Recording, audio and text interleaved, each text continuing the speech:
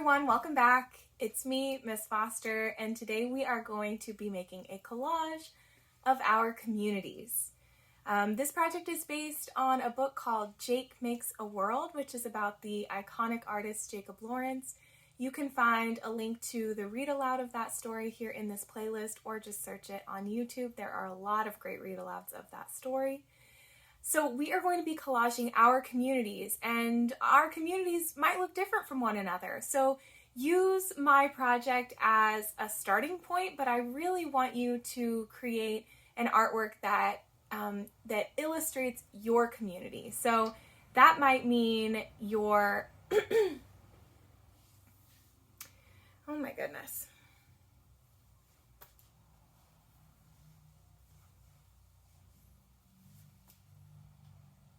Hey everyone, welcome back. It's me, Miss Foster, and today we are going to be collaging our communities.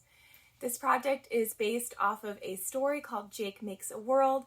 You can find a read aloud to this in the playlist here, or you can just search it on YouTube, and there are a lot of great read alouds available.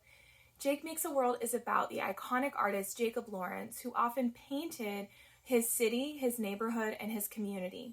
Now, instead of painting today, we are going to be collaging. And keep in mind that this project is meant to be special and unique to you and your community. So your collage might have some different elements than mine.